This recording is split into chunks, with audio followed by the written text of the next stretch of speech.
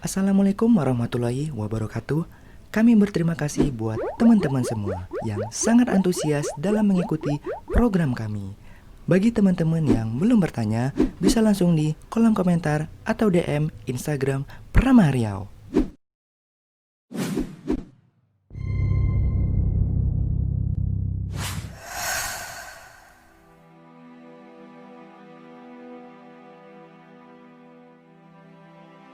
Nah, ini luar biasa ya. Jadi ada ikhwan kita, sahabat muda kita yang sangat ingin sekali dalam mimpi pun ya berjumpa dengan Rasulullah SAW. Kalau kita tanya lagi, tentu bukan dalam mimpi, tapi dari kenyataan. Cuman karena kehidupannya berbeda, tapi kita berharap nanti bisa berjumpa, bertetangga dengan Rasulullah SAW. Nah, ini ada jawabannya dari Rasulullah ya. Ana kafil yatim fil jannah hakaza. Artinya aku dan orang yang menyantuni anak yatim nanti bertetangga di surga. Ini tidak perlu lagi ditanya ya jalannya apa. Jadi kalau hari ini kita ngantarin barang gitu ya, belanja online, maka ekspedisinya kemudian harus tahu kelurahan apa, kecamatan apa, RT apa, ya RW-nya kalau bisa seluruhnya, ya kabupaten kode posnya, agar ketemu alamatnya. Tapi kalau menyantuni anak yatim tadi, tidak perlu ditanya alamatnya, yang jelas bertetangga dengan Rasulullah Shallallahu Alaihi Wasallam. Nah ini, lalu amalan apa yang bisa ya mengantarkan kita? Kalau tadi menjadi kenyataan dengan menyantuni anak yatim, maka sahabat muda ya Abi sarankan banyak-banyaklah berbagi, karena Nabi itu memang hobinya berbagi, suka sedekah, berbuat baik. Saya nggak ada uang, saya hanya ada tenaga ya membantu menyalurkan bantuan di saat pandemi. Nah itu juga adalah sesuatu yang baik, disebut dengan juga sedekah tenaga. Wa kullu ma'rufin shadaqatuh. Setiap kebaikan itu adalah sedekah.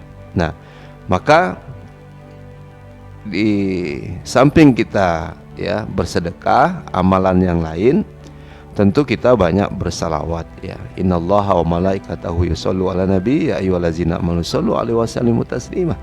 Jadi kita mendengarkan itu ketika Jumatan ya, khatib menyampaikannya, artinya orang-orang beriman mesti berselawat karena Allah ya berselawat, malaikat berselawat.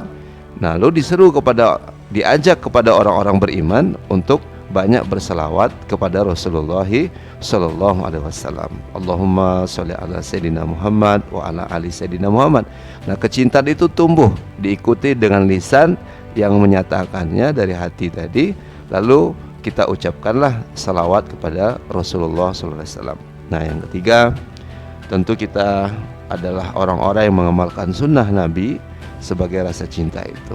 Ya Allah, semoga dengan fadilah saya membaca surah Al-Mulk sebagaimana Nabi juga membiasakan membaca surah Tabarakalladzi biyadihil mulku itu sampai selesai. Lalu sebelumnya saya berwudu membaca surah Al-Baqarah, ayat kursi ya, kemudian 3 ayat terakhir Muawwizat, Al-Ikhlas, Al-Falaq, An-Nas. Nah, ini kebiasaan-kebiasaan Nabi, tidak putus wudhu dan seterusnya. Artinya kita berdiri di atas sunnah, maka kecintaan kita lalu mengamalkan sunnah Nabi. Semoga fadilah ini kemudian bisa mengantarkan kita bermimpi dengan Rasulullah SAW. Nah, terakhir tentu kita berjuang ya atas nama ya Islam, dan yang membawa Islam ini adalah Rasulullah. Maka kita harus menetapkan diri kita ini, sahabat muda, kita berdiri, berjuang, lalu berpihak kepada siapa? Nah, kalau kita berpihak tentunya kepada Islam ya, kepada pejuang-pejuang Islam, ini bagian dari kecintaan kita kepada Rasulullah, kepada keluarganya ya, dan kita juga adalah umatnya, bahkan beliau sangat berjasa pada kita. Kalaulah kesulitan sakaratul maut itu ya, itu memang terasa sakit, maka timpakan saja padaku ya. Rasul berdialog dengan malaikat demikian. Untuk apa?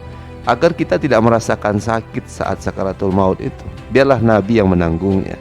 Begitulah ya Rasulullah memperhatikan kita, betapa besar jasa Rasulullah dalam kehidupan kita, sehingga kita tahu mana yang baik, yang buruk, apa tujuan hidup kita dan seterusnya. Ingat teman-teman semua, kita akan berada juga ya di bawah tanah, bukan hanya di atas tanah. Ingat sahabat semua, kita juga akan berjodoh dengan namanya kematian. Tapi ketika kita mengalami sakaratul maut itu, mudah-mudahan kita bisa mengucapkan hal yang sama sebagaimana Rasulullah, dan sebagai bukti kita pada cinta pada Rasulullah. Asyhadu an la ilaha illallah wa asyhadu anna Muhammadar Rasulullah. Itulah passwordnya ya. Jadi amalkan sunnah, lalu berjuanglah untuk tegaknya agama yang dibawa oleh Rasulullah sallallahu alaihi wasallam.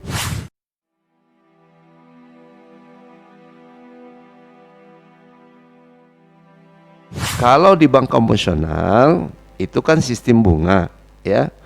Sistem bunga. Jadi syariah itu bukan besar kecilnya. Saya di konvensional aja lah karena bunganya besar.